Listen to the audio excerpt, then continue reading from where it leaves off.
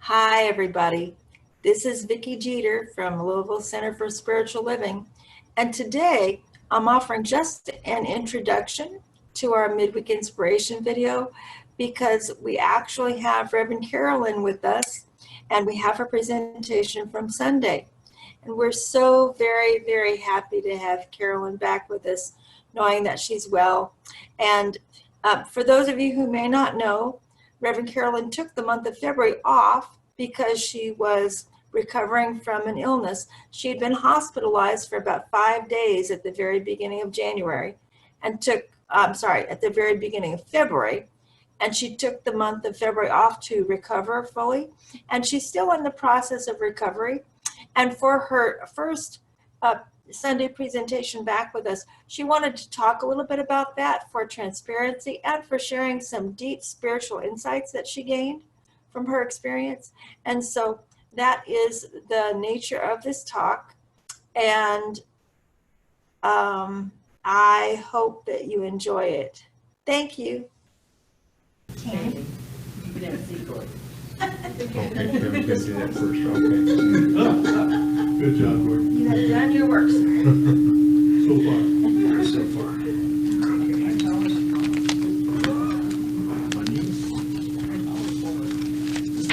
This is the Science of Mind for this month, the Divine Feminine. And it reminds me of the book by the guy that wrote the whole series of books where Tom Hanks plays the professor. I can't think of the name of it, but anyway, he's the first one in that book that really brought the concept of the divine feminine to my mind, because the whole book was about it. It was pretty interesting. Okay, I picked today's reading out of this magazine. I thought I'd find something on the divine feminine to share with everybody, but instead I'm sharing with everybody something about the state of Kentucky. Can you believe that we're in this book, The State of Kentucky? Moorhead, Kentucky. The power of belief. In the great unity of all life, when you have a need, the answer is already moving on its way towards you. Eric Butterworth. It will be done when your consciousness corresponds with the thing you desire. Ernest Holmes. Jonathan Webb, CEO of App Harvest, is building a 60-acre greenhouse in Moorhead, Kentucky, with the intention of being able to supply produce that can reach 70% of American consumers within just a day's drive. And that would be us. Furthermore, the greenhouse will use recycled rainwater, non-chemical pest control, and some solar power, making it a highly sustainable operation.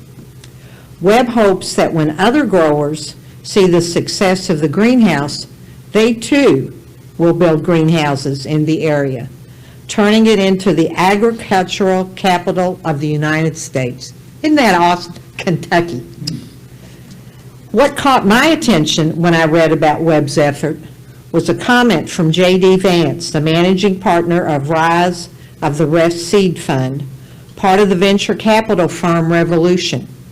He told a reporter that his fund believed that Webb would figure out how to overcome any obstacle that came up with App Harvest, and that is why they decided to fund Webb's endeavor. I believe that Webb already sees his greenhouse as a success and Kentucky as the nation's agricultural capital. In his mind, it's a done deal. His belief and excitement were contagious, and he was able to secure from investors the more than $100 million people gave to him, required to realize the project. This is an illustration of the tremendous power of belief backed by feeling.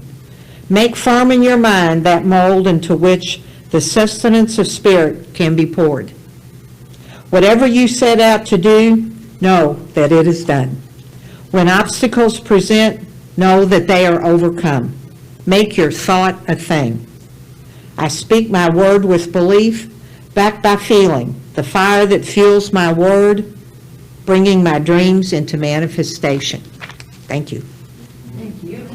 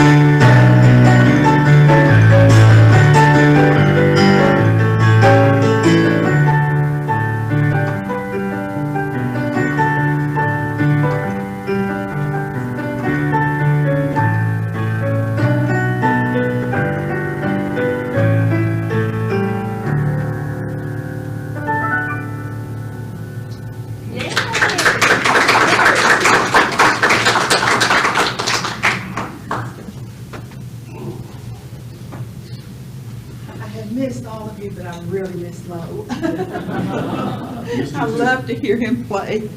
So, all right. I told him I was going to sit down to give him a talk, because I have a tendency sometimes to wave in the breeze, and I didn't want any of y'all to go, oh my God, she's going down. So, so I'm going to sit and do this. I really am glad to be back. I have missed being with all of you on Sunday mornings and doing ministerial work. That's what I do. All right. I know you've all heard the stories or jokes or whatever they do talk about. And there are some actual people who have done this. 19-year-old kid joins the Army, and he's just a little private, and they're at war, and he goes out to the first battle, and all the older guys, the sergeants and all those other people are saying, you're never going to make it. You had the first shot, you're going to roll up into a little ball, and you're just going to cry to your mama to get you home. And he thought, no, I don't want to be a coward. And so he got into his first battle, and the first shot went off, and he didn't cower in the bottom of the trench. He got up and he did what he was supposed to do. He followed orders, and he went past the orders, and he became a hero. We all have our doubts about our own lives and about who we are and what we can do. And I don't think I'm the only minister who asks herself, are you living what you're believing and teaching? What you say you believe and what you teach. Is it truly a part of you? And so one of the things that I'm very grateful for was the event that happened in my life a little over a month ago. And I'm going to tell you about that, and I'm going to tell you about the things that I learned from it and had reaffirmed with it. On the 24th of January, my daughter Tracy, who is here with us this morning because she's so loving and supportive, got worried about me because she had talked to me the day before and I hadn't been feeling well, and then she couldn't get me to answer the phone. Bob didn't get me to answer the phone on Thursday night, and he always calls and I always answer. And when she found out that he had not reached me either, and she really got concerned. And she called Paula and Tracy and said, would you go check on Mom? And they said yes. So they came over. She told them how to get in the house and all that stuff. I'd have thought later, how did I leave the door unlocked? I had no idea how they got in the house. But there was a key hidden, and that she had told them where it was, and they just got right in. I was, in my understanding, comatose and unresponsive. So they called 911, and the ambulance came and picked me up. And Tracy, when she found out what was happening, I was being taken to Clark Memorial, her truck was on the blink, right? And so she called our contractor. He is one of the nicest young men I have ever known. He is just a delightful. She said, do you think you can run me into Clark Memorial Hospital now? He said, oh, sure. So he and his wife and one of his little girls was out doing things. They drove straight to her house, picked her up, and brought her straight to Clark Memorial. And Bob was in Baltimore. That's why he wasn't home. And so she got to the hospital, and I loved what she said. They said, is she insured? She went, yeah. So she took everything out of my bill, filled all my cards, and just laid them out, which one you want, so they would let me in the hospital. I did not come around until late Saturday. That's when I began to be aware of where I was and what I was doing. Well, sort of. I don't think I was that clear, but I had been at home, we think, out or incapacitated for 20 to 24 hours. I now had not only liver damage that I've had for some time, I have non-alcoholic fatty liver disease, but now I also have a bleeding ulcer on that particular night. Well, between those two things, I lost quite a bit of blood, and my system just kind of shut down. So we got to the hospital, and the next day is when I began to know that Bob was there. He and Tracy never left me alone.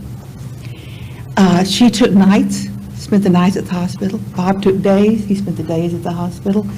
They were always there. And so I never felt any abandonment. You know how y'all know that that's one of my big issues is abandonment. But I never felt it until one night, 4 a.m., you're sound asleep, and they come to take your blood pressure, and they come to, do all their stuff, and all they do is wake you up. And they did that, and Tracy wasn't in the room. And Tracy's always in the room. And so I laid there, and I thought, well, where could she be? Is she okay? Did she go home? Did she where should she be? And I laid there for a long time, and I knew if I didn't figure out where she was, I was never going to go back to sleep.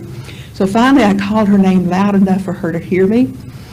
And all of these pillows and blankets and stuff that were on the chair began to move, and there she was underneath.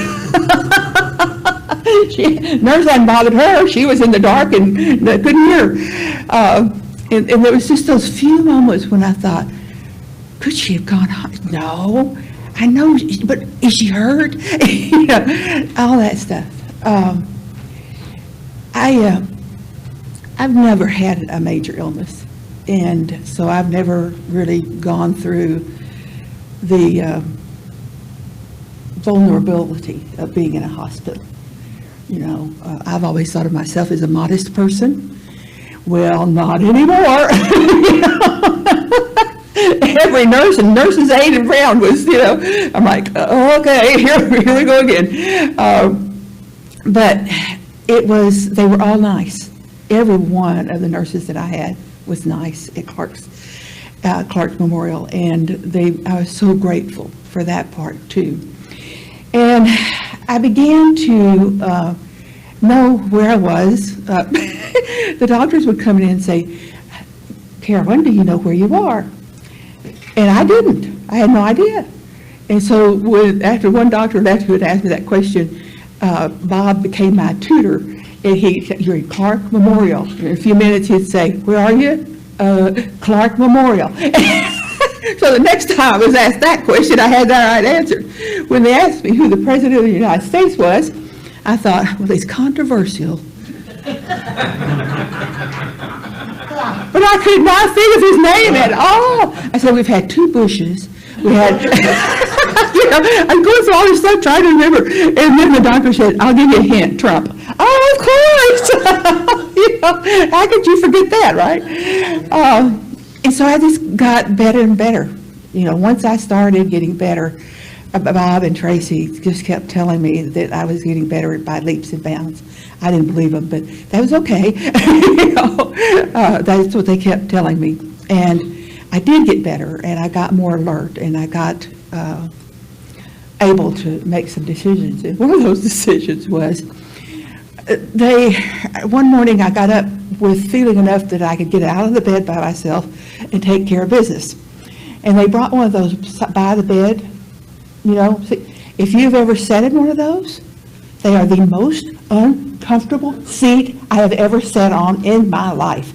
They're hard, they're not shaped right, they're just awful. The next time they came, they started to pull that chair on. I said, no way, there's no way I'm sitting on that thing again. I said, I'm going to the bathroom.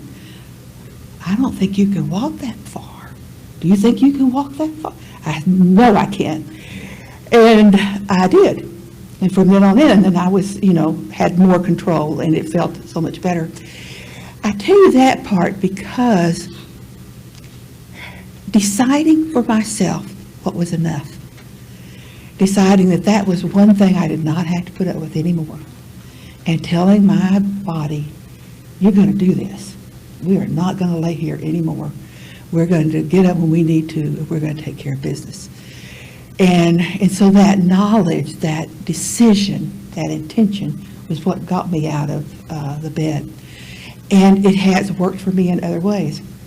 They were talking about sending me home, and I thought, I just woke up yesterday. What do you mean send me home? And I was frightened because I have stairs, and my bedroom is upstairs, and I honestly didn't know if I could climb them. And so they sent a physical therapist in, and she went through it all and walked me up the stairs in the stairwell, and sure enough, I could. And so I felt a whole lot better. But things would get into my mind that I'm not sure I can do that. And I'd have to work my way through doing it and having more confidence in doing it.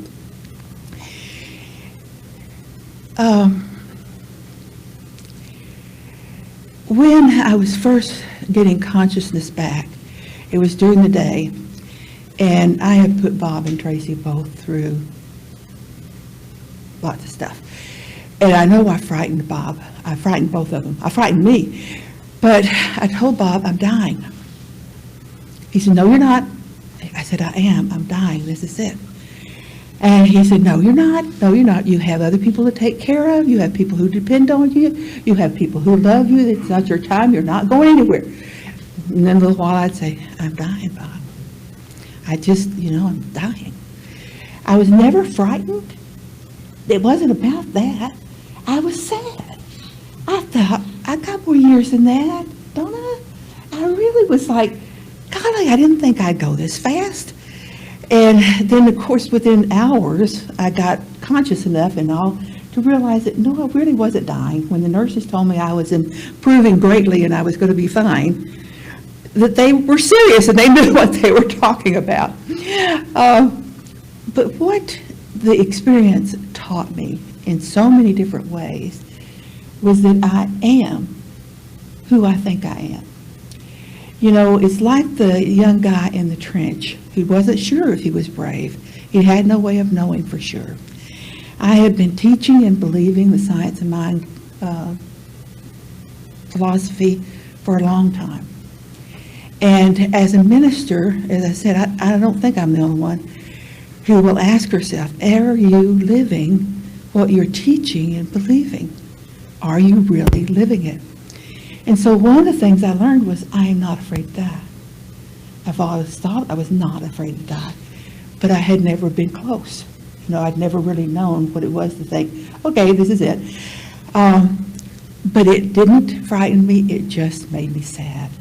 And that was very, very reassuring to me. And there were so many things. I didn't really pray until actually after I got home, formally doing that. I did have one night, if you were around when I first came here, I told the story about when we moved. We drove 24 hours straight through, and I did most of the driving in one truck. And I was taking no-dos and drinking Cokes, and I was doing all this stuff. By the time I got here, I was sick as a dog. And I laid down on the closet floor because I just couldn't even walk around our new house. I was just that exhausted. And they took me to a motel room and dropped me off, and they went and finished everything else. And I had a vision of being surrounded by spiritual giants and them supporting me when I couldn't support myself. And so one night in the hospital, that image came back to me, and I knew it was true. That the same great spiritual people that had been through that with me were going through this with me. I didn't have to call on them. I didn't have to say words. I just knew. I knew because it was part of who I am now. And so that was very reassuring.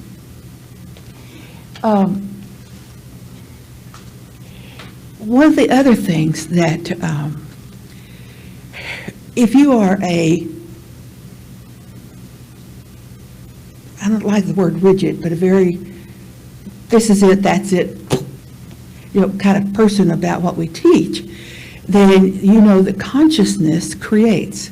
And so it's what's in your mind, in your consciousness, that then will recreate your world. Well, I lay there thinking, how did you create this? And where did it come from? And what are you thinking? And that kind of thing. And it came to me just like, you don't know, because it happened a long time ago. This was something that went into my consciousness a long time ago, and I don't even know exactly what it was. I know I used to be a whiner. I'm not anymore, but I used to be. And so I spent a lot of years, thinking life wasn't fair and that kind of thing. So I don't know whether it came from that or something else.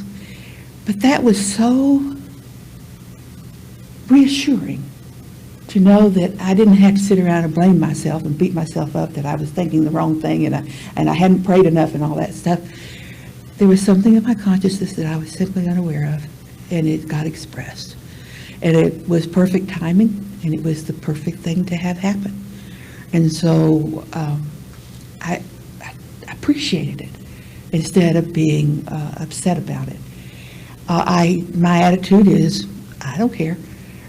Going forward, I love this, I care about that, I'd really like for that to keep happening, but I'm not invested in what happens, because it'll happen as it happens. And before, I felt a responsibility, that I had to make everything good for people. Tracy and I were talking about someone that we wish that we could help. They really need help, and we wish we could really help them. And then I said, and that's not my job. And it's not. Prayer is my job. But figuring out how to fix them or help them, that's not my job. And so that was reassuring. So there were so many things about it that I found said to me, you are living what you're teaching. And you can rest in it, because it's there all the time. You don't have to ask for the Comforter. The Comforter is right there all the time. I wanted to share a few quotes from the Science of Mind text, of course. What else would it be? Okay. And that peace which comes from the innermost recesses of the Spirit is left with us, a peace which the world cannot take away, for it springs from the bosom of the Father of light, love, life, and wisdom. I've come from an Episcopal and Baptist background. The Holy Comforter, Spirit is the Holy Comforter, and it's there all the time, bringing comfort, whether you know you need it or not, and whether you can pray effectively or not. I just couldn't, there was just no way that I could pray. It just didn't, I just had to be. I had to try to live through it and be this, what was happening to me. So that was something that I learned that I was very appreciative of. Okay.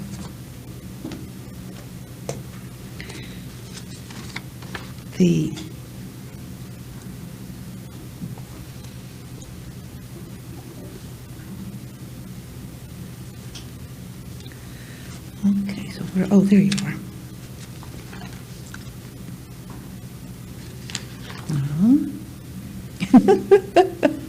Well, where are you? Okay.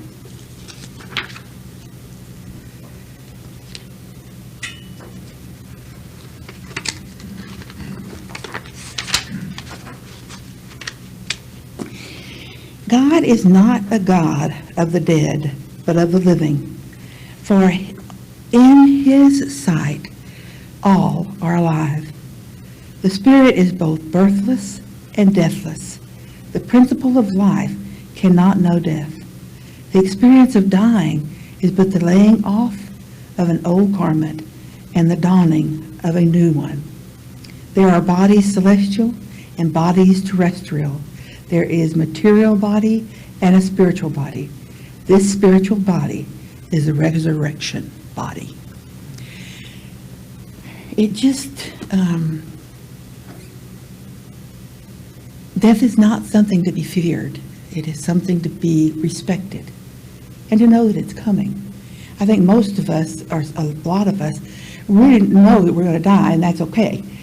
But we just don't want it to be a certain kind of death. And that's true of me too. I don't want it to be slow. I don't want it to be real painful.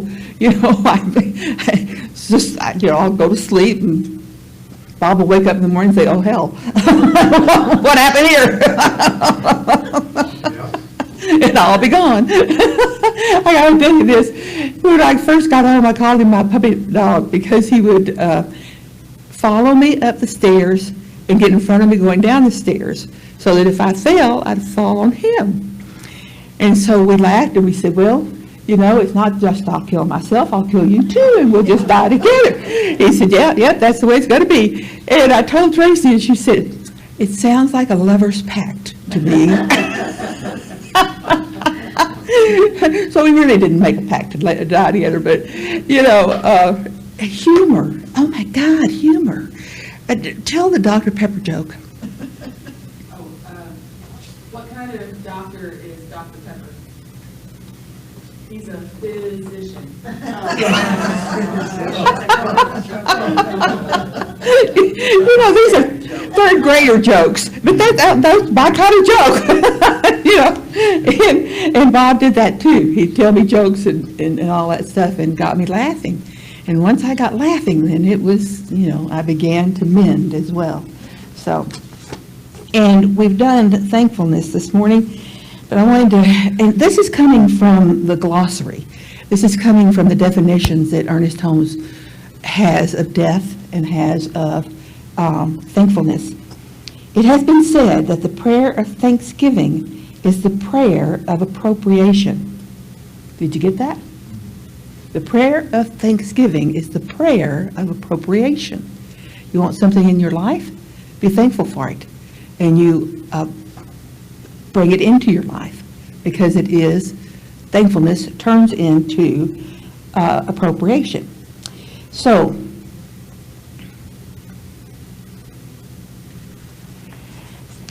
when Jesus prayed for Lazarus, he said, Father, I thank you.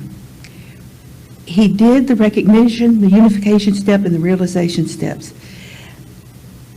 And when we speak the words of thanksgiving to the God within, knowing before they ask, will I answer, there is something in this attitude of thanksgiving that carries us beyond the field of doubt into one of perfect faith and acceptance, receptivity, realization, appreciation, gratitude, and thanksgiving.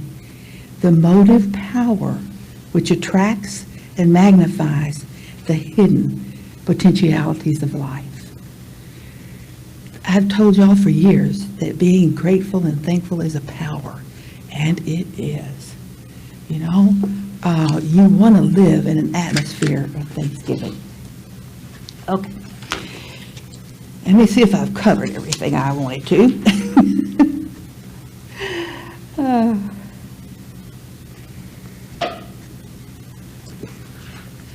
Yeah.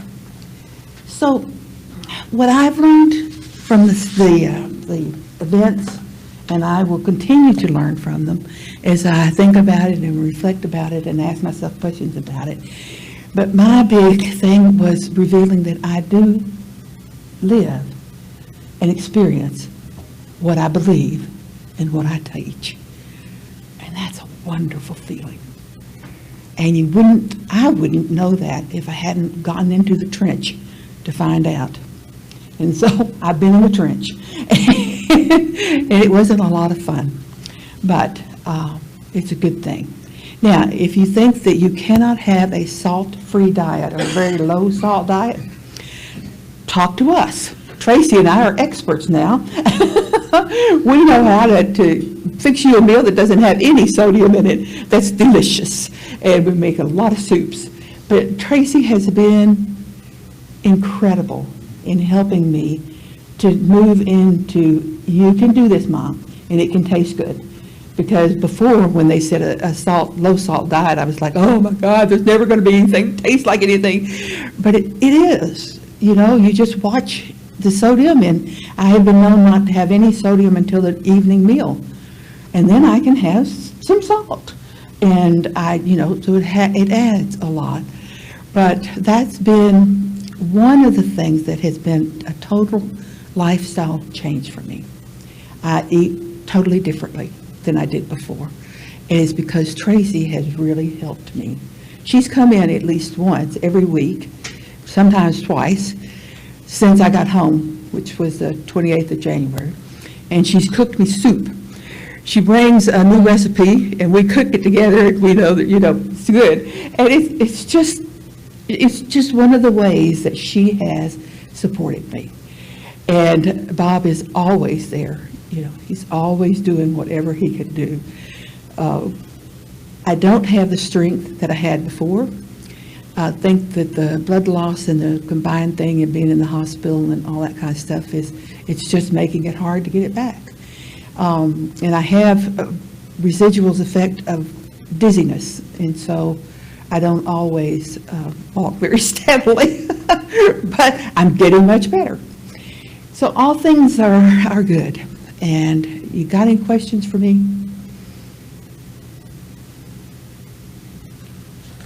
You had sort of an awakening. What? I think you had an awakening. Yes. I had an event that said to me, okay, this is it. This is the stuff that you've been teaching. And maybe other ministers don't have my doubts, but I kind of think they do. And you think, I'm teaching, I'm the best to live up to the highest that I'm teaching, but you don't really, always have affirmation of that. But I do now. In my heart of hearts, I know that my relationship with Spirit is there whether I am praying or not.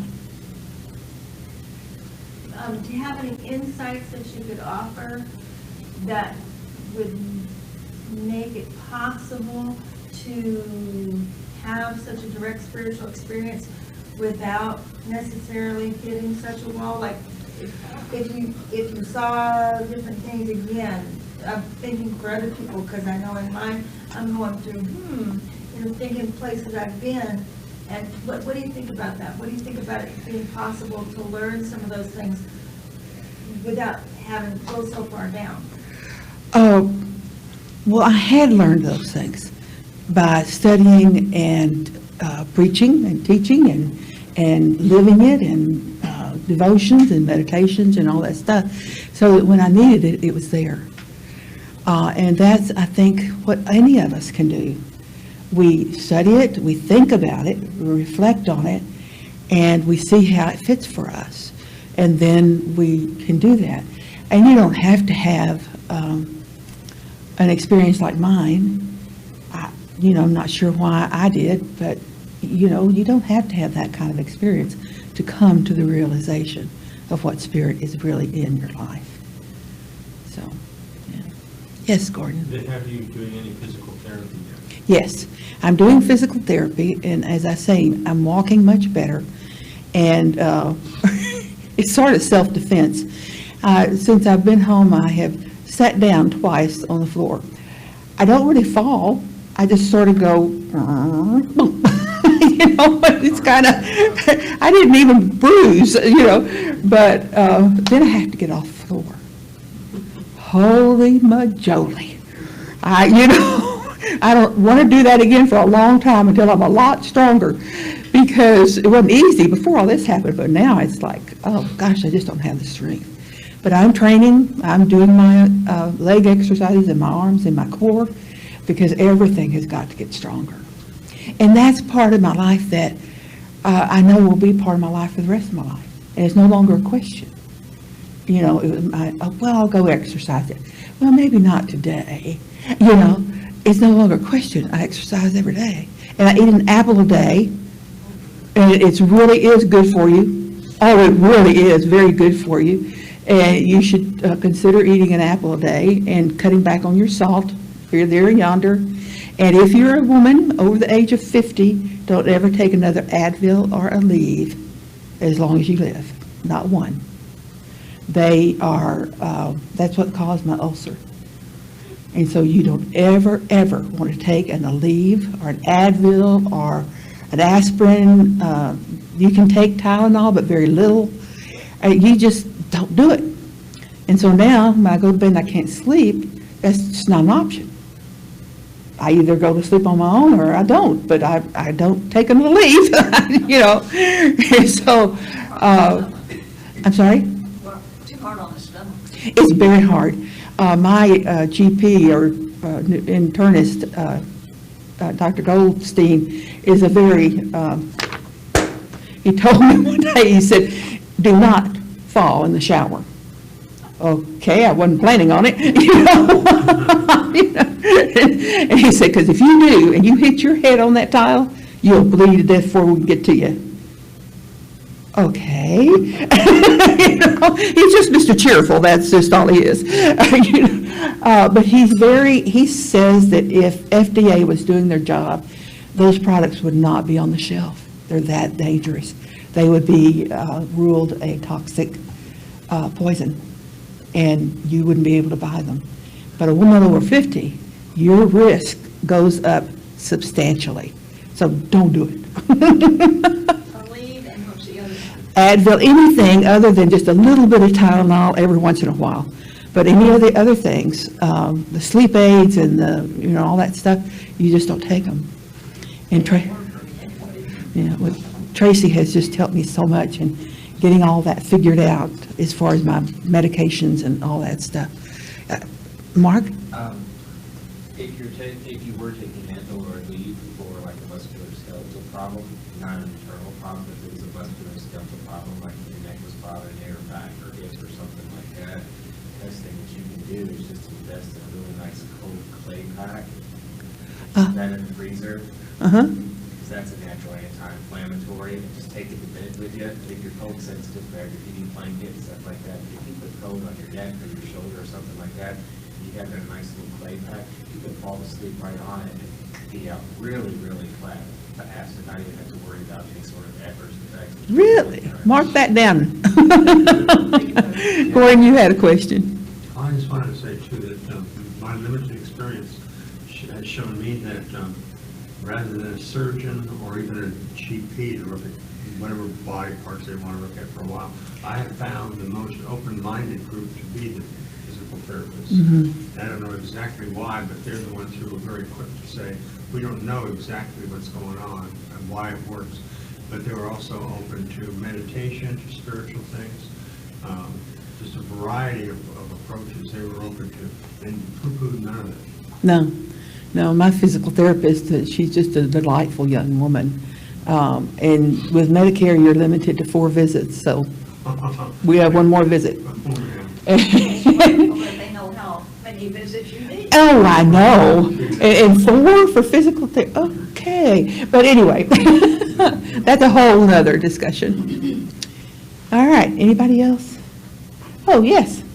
My name's Lisa, and I'm listening to your story, and I think about 3 weeks ago, my son became ill with the flu, and then presumably I ended up with the flu as well, but I'm in my 30s, and the flu was really hard on my body. It was something that I never, ever want to catch or have again.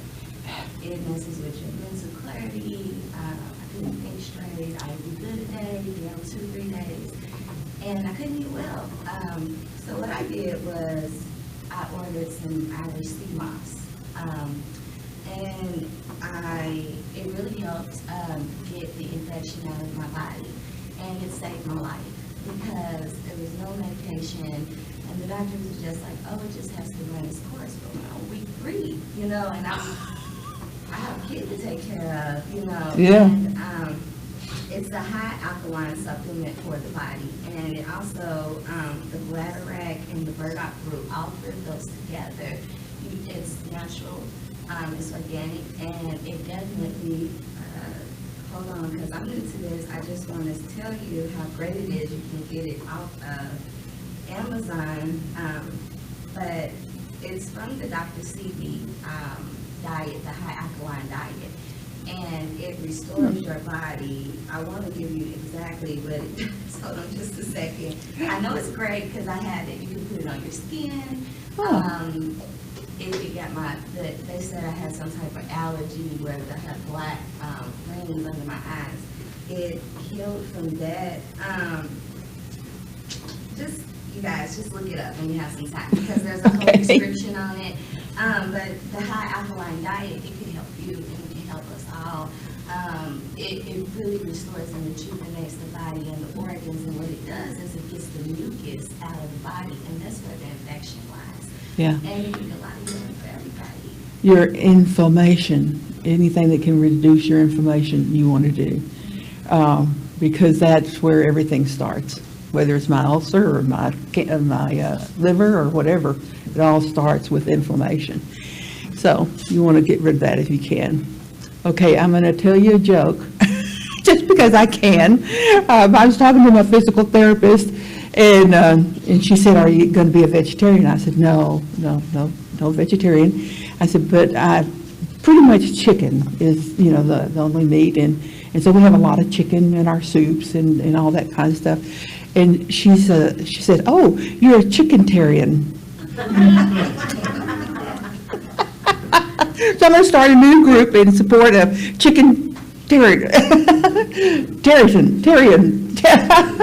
It left. Okay. That would be chicken-tarianism. Something like that. Anyway, okay, we've run over a little bit. So we're going to skip the meditation today, but I'm going to read you something. This is written by Ernest Holmes, and it's called Song of the Creator. And so it's written from the standpoint of spirit, speaking to us. From sorrow, pain, disaster, this truth alone can set man free. The self-knowing, known, and knower are ever one with changeless me. It is I, the truth incarnate, light of everlasting day, who supreme in every soul, to each the life, the truth, the way. And so it is.